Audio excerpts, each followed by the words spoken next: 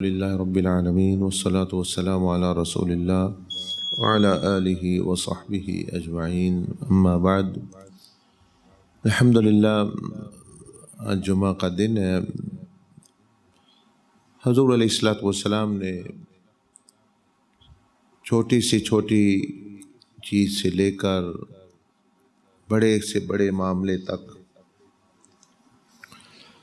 ان سب کے متعلق رہنمائی فرمائی، اور جمعہ تو ایک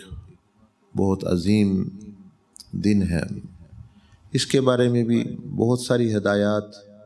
آپ علیہ السلام نے عطا فرمائی کہ یہ دن کس طرح گزارنا چاہیے اور کس طرح نہیں گزارنا چاہیے، یہ بھی ارشاد فرمایا۔ اول تو اس کے بارے میں اس طرف آپ نے اشارہ فرمایا کہ تمام جتنی بھی نمازیں ہیں ان سے افضل ترین نماز کا ذکر کیا، اور افضل ترین نماز کا مطلب ہوتا ہے کہ ترغیب دی ہے کہ اس پہ بندہ زیادہ اہتمام کرے۔ تو یہ بہت ساری نمازیں ہیں، دیکھیں، نماز تراویح بھی ہے، فجر، ظہر، عصر، مغرب، عشاء کی نمازیں ہیں، اور نماز تہجد بھی ہے، نماز توبہ بھی ہے، اشراق بھی ہے، وتر کی نماز بھی ہے۔ لیکن آپ علیہ السلام نے فرمایا کہ سب سے افضل نماز، افضل الصلوات،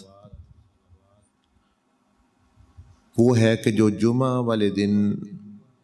فجر کی نماز جماعت کے ساتھ جو ہے ادا کی جاتی ہے، وہ سب سے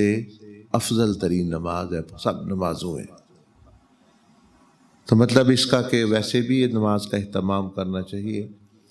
اور خاص طور پر جمعہ کی نماز جو دن کو پڑھی جاتی اس سے بھی افضل یہ فجر کی نماز جمعہ جو ہے، جیسے آپ نے سنا، وہ واجب ہے، لیکن نماز جو ہے فجر کی فرض ہے، دوسری نمازیں جو 5 فرض ہیں وہ فرض ہیں، جمعہ کی نماز واجب ہوتی ہے۔ تو اس لیے یہ جو نماز ہے فجر، یہ اس کی بہت اہمیت، خاص طور پر جمعہ کے دن۔ دوسرا،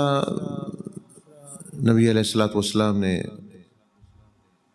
اس کے متعلق یہ بھی ارشاد فرمایا کہ جو خطبہ ہوتا ہے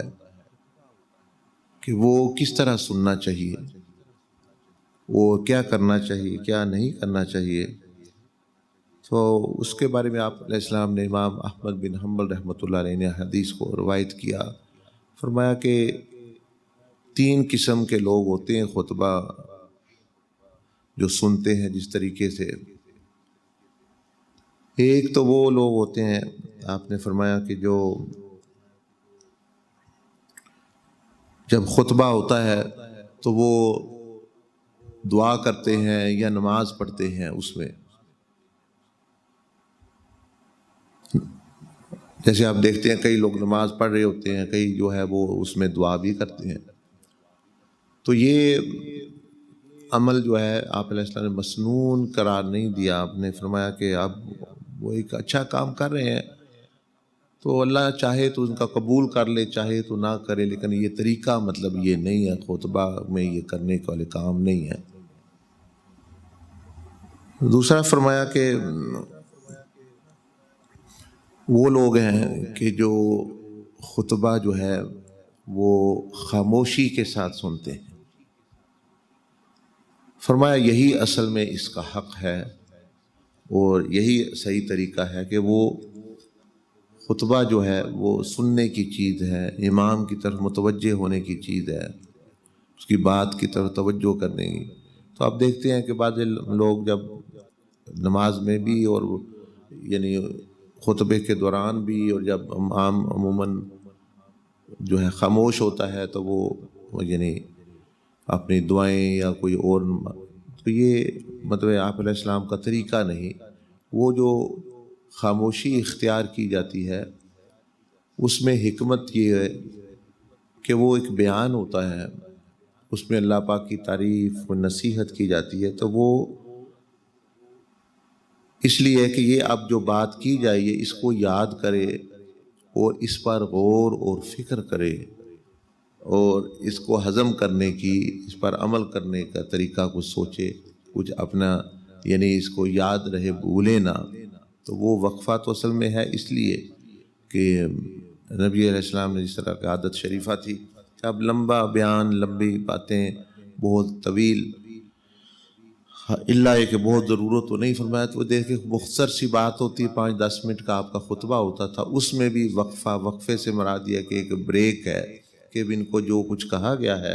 اب یہ اس پہ غور کریں کہ یہ اب عمل کیسے کرنا ہے یا کیا فرمایا ہے، یہ اپنی یاد دہانی، نہ کہ وہ ادھر ادھر دیکھیں یا ویسے غفلت میں رہیں یا ہاتھ اٹھا کے دعائیں شروع کر دیے اپنے طریقے۔ تو آپ نے فرمایا کہ یہ خطبے کا حق ان لوگوں نے مطلب یہ ہے کہ ادا نہیں کیا۔ بہرحال اچھا کام کر رہے ہیں، دعا کر رہے ہیں، تو دعا کوئی بری چیز نہیں، لیکن کو مقبولیت بھی یہ اب وہ پتہ چل گیا کہ جو لوگ یہ کہتے ہیں جی وہ بڑی مقبولیت کی جو ہے وہ اس لیے ہم کر رہے ہیں، تو آپ نے فرمایا نہیں، ایسی بات نہیں ہے، اللہ نے چاہا تو اللہ دے بھی دے، نہ چاہے تو نہ دے، یعنی اس کو ترغیب نہیں دی کہ بھئی وہ دعا کی قبولیت کا ہی وقت ہے خطبہ کے دوران۔ اور تیسرا فرمایا کہ جو خطبہ میں ایسا کام کرے جو لغو ہے، فضول ہے، مثلا وہ گفتگو کرتا ہے ادھر ادھر، دوسرے کے ساتھ بات کرنا، ادھر ادھر توجہ کرنا یا کوئی اور لغو یعنی اس کے نامناسب عمل کرنا، تو فرمایا اس کا پھر یہی حصہ ہے، اس نے اپنا لغو، بھائی نیکی کے کام میں بھی لغو کا حصہ لے لیا، جب خیر ہو رہی ہے اس نے خیر میں بھی جو ہے شر کا جو ہے وہ معاملہ جو ہے کر لیا۔ تو یہ ایک حدیث میں آپ علیہ السلام نے ان تینوں جو بندے ہیں ان کے بارے میں مختلف جو ہے یعنی جیسے حکمت کے ساتھ یعنی نصیحت فرمائی کہ اس دن مزید آپ نے ارشاد فرمایا کہ ایک بندہ جو جمعہ والے دن اور خاص طور پر جب وہ مسجد میں آتا ہے اگر وہ دوسروں کو تکلیف نہیں دیتا، یعنی اس دن پورا خیال کرے، وہ کسی دن بھی نہیں دینی چاہیے لیکن اس دن پورا دن توجہ رکھے بھئی میری وجہ سے کسی کو نہ حق کوئی تکلیف، یعنی خیال رکھنے مطلب کئی دفعہ بندہ جذبات کو نہیں سنبھال سکتا تو وہ بات ایسے عمل کر دیا، تو جب پتہ ہو میں نے آج کے دن جیسے روزہ ہوتا ہے تو آج سے دن روزہ رکھا ہوا ہے میں نے ان چیزوں سے، تو فرمایا جو جمعہ والے دن تکلیف دینے سے روزہ رکھ لے، مطلب یہ، اور جمعہ کی نماز ادا کرے تو اللہ جل مجدہ 7 دن کے اس کے جو گناہ ہیں، خاص طور پر جو حدیث میں آتا ہے صغیرہ گناہ جو ہے وہ معاف ہوتے ہیں، اور مزید فرمایا کہ 3 دن اور کے بھی یعنی ایکسٹرا 3 دن مطلب مزید کے جو ہے یعنی 10 دن کے اس کے جو ہے یعنی غلطیاں، یعنی 7 دن جو گزر گئے اور 3 دن مزید، یعنی اب یہ بھی اللہ پاک کی رحمت ہے، کبھی بندے نے وہ غلطی کی نہیں لیکن کیونکہ اللہ کے علم میں ہوتا ہے اس بندے نے کیا کرنا ہے، تو وہ یعنی 3 دن مزید، تو یہ اس جمعہ پڑھنے والے کی فضیلت ہے کہ جو نماز بھی ادا کرے جمعہ کی اور ساتھ اس دن کسی کو کوئی تکلیف، کوئی غیبت، چغلی یا کوئی اور کوئی ایسی بات عمل سے اور یعنی نہ کرے، اور ساتھ ہی فرمایا کہ جو یعنی خطبہ یعنی سننا اس طرح اب دیکھیں کئی لوگ ہیں وہ یعنی نماز کی طرح خطبے میں بیٹھ جاتے ہیں اور ادھر توجہ یعنی نیچے دیکھتے رہتے ہیں، نہیں اس میں امام کی طرف بھی دیکھنا چاہیے، نیچے چلو کچھ دیکھ لیا یعنی وہ ایک بیان ہے، تقریر امام کی طرف جو ہے وہ یعنی متوجہ ہو، اور جو ہے یعنی جس طرح نبی علیہ السلام نے ارشاد فرمایا کہ اس طریقے سے جو ہے وہ خطبہ سنے، اس طریقے سے جو ہے وہ نماز پڑھے، تو انشاءاللہ جو ہے تو اس کا اثر جو ہے پورا اس کے ہفتے پر نہیں بلکہ فرمایا کہ 3 دن مزید اس کو جو ہے اس کی گناہوں کی معافی اللہ پاک فرماتا ہے۔ اللہ پاک مجھے بھی آپ کو توفیق عطا فرمائے۔ جزاکم اللہ خیرا الجزاء۔ سبحانک اللہم و بحمدک، نشہد ان لا الہ الا انت، نستغفرک و نتوب الیک۔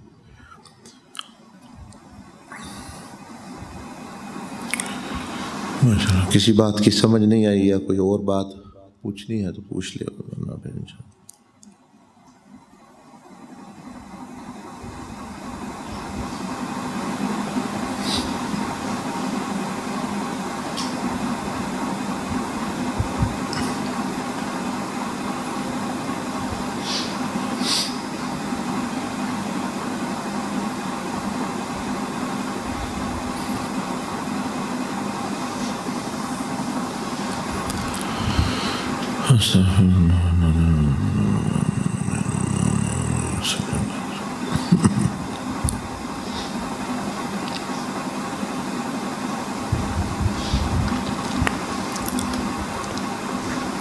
جزاک اللہ، بہت شکریہ، ماشاء اللہ۔